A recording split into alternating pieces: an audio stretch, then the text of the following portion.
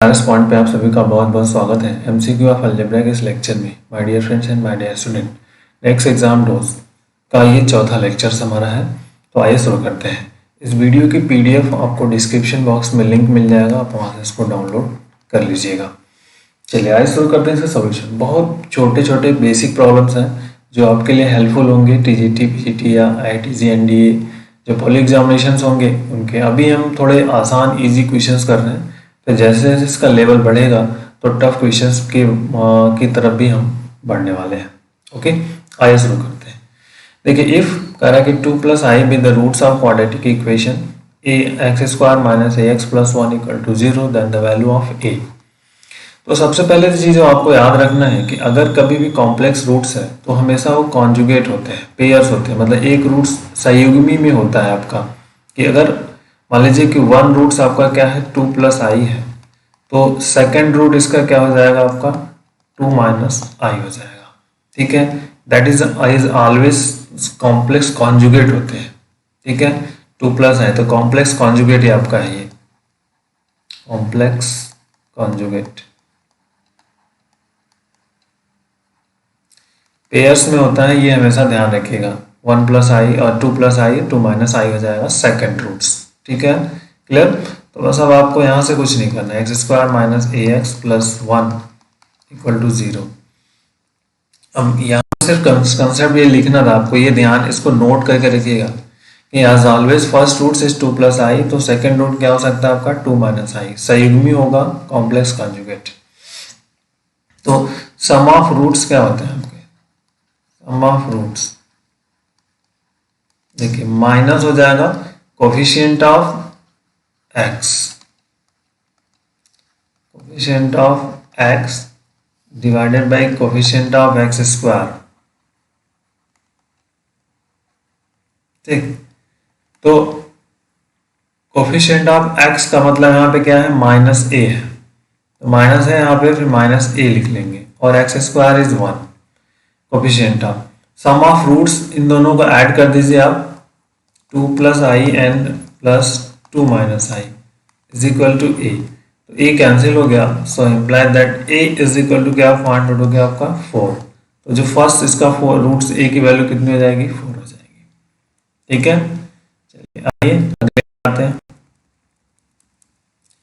देखिए यहाँ क्या कह रहा है, the roots of equation x³ + px² + qx + 1 = 0 then the alpha beta gamma value, alpha beta product of 2 roots पूछ रहा है। ठीक है, सम ऑफ रूट्स क्या हो जाएगा, देखिए अगर हम बात करते हैं sum of roots alpha beta gamma, तो होता है माइनस कोफिशिएंट ऑफ x², तो कोफिशिएंट x² यहाँ है और p है, तो मतलब यहाँ आ गया -p। ठीक, डिवाइडेड बाय 1 आ जाएगा। अब देखिए product of 2 roots alpha beta plus beta gamma plus gamma alpha is equal to, पहला माइनस हो गया, दूसरा प्लस आएगा, तो कोफिशिएंट मतलब q हो गया कोफिशिएंट और upon 1, this is the q। Coefficient of x होता है coefficient of x divided by coefficient of x³, तो q निकल जाएगा। अगर तीनों की बात कर लेंगे अल्फा बीटा गामा, तो ध्यान रखिए कांस्टेंट टर्म, तो minus constant term is r upon 1, तो -r होगा। हमसे क्या पूछ रहा है ये, तो ये वाली वैल्यू जो होगी आपकी इस क्वेश्चन के answer. The formula based question है, ऑप्शन बी आपका सही है। आइए नेक्स्ट पे आते हैं।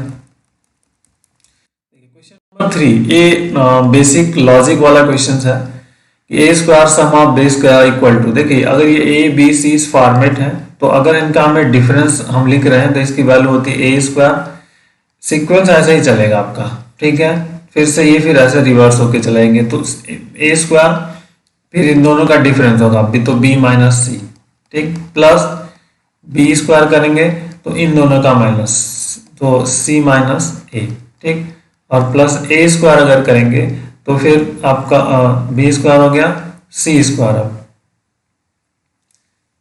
यहाँ पर c², तो c² जैसे करेंगे तो c² तो a - b आ जाएगा।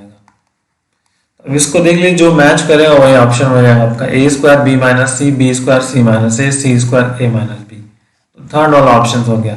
ये सीक्वेंस आपको याद रखना है, ए बी सी, इनका जो साइकिल है ना वो चेंज नहीं होना चाहिए आपका। ए बी सी, ये साइकिल कभी चेंज नहीं होता, ये ध्यान रखिएगा। A square B minus C B square C minus A C square A minus B, ऐसे आपका ये साइकिल आपस में चलता रहेगा। तो ये साइकिल कभी चेंज नहीं होता इस तरह के प्रॉब्लम्स में। ओके, आइए नेक्स्ट, बहुत छोटा सा क्वेश्चन था, ये थोड़ा सा इंपॉर्टेंट है।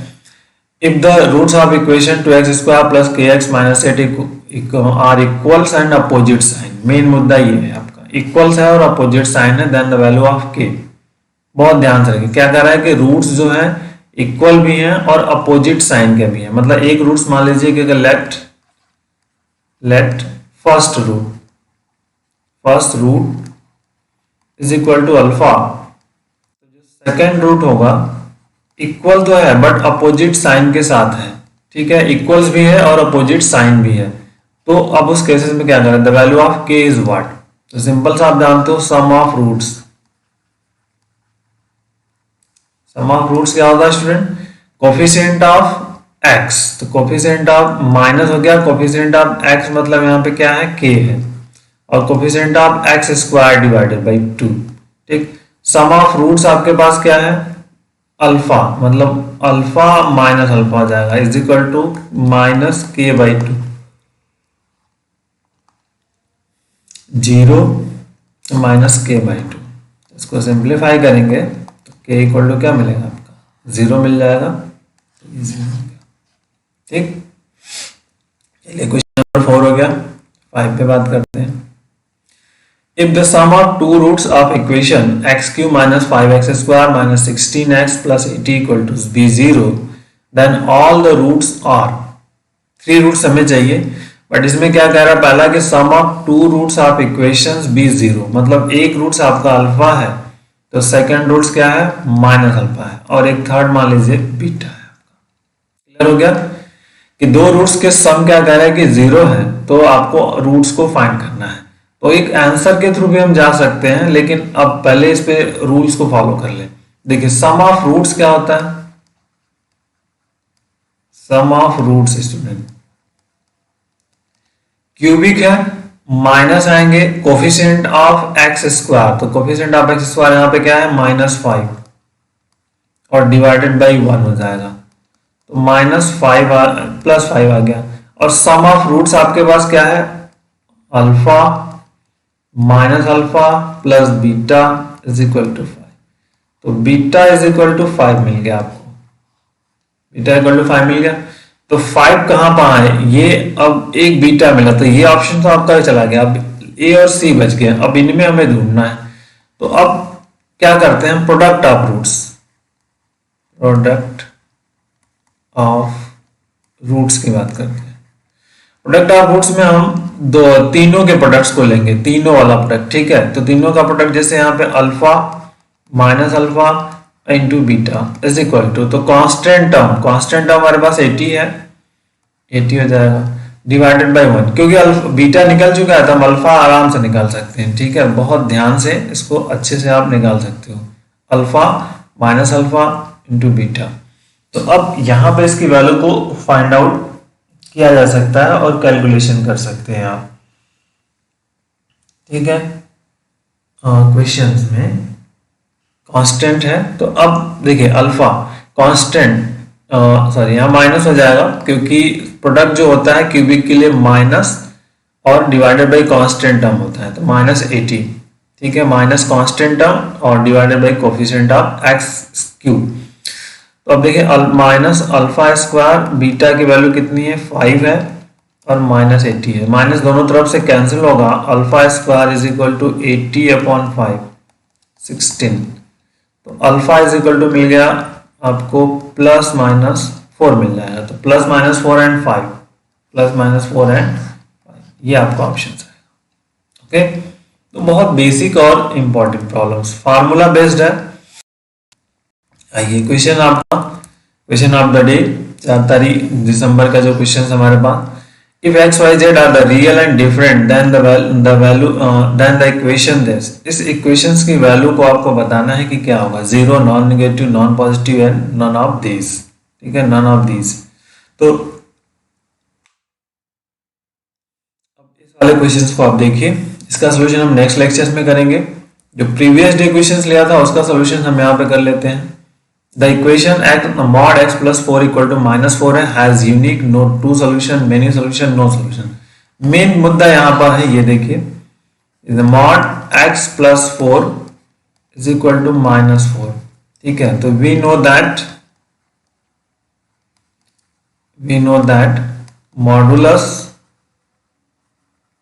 modulus of any number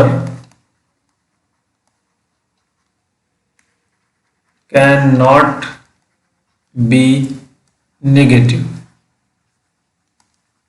ठीक है। किसी भी संख्या का जो मॉडुलस हम लेते हैं वो निगेटिव नहीं होता है। तो इसमें क्या मिल जाएगा, हमें नो सॉल्यूशन मिल जाएगा, क्योंकि आपका ये पॉसिबल ही नहीं है। ये क्या होगा आपका, the mod x plus 4 is equal to minus mod 4 is not possible। तो नॉट पॉसिबल में मतलब नो सॉल्यूशन हमें मिलेगा। तो 2 ये भी गया आपका, ये भी, और ये आपका नो सॉल्यूशन मिल जाएगा। Okay, so take care, thank you, bye bye, जय हिंद।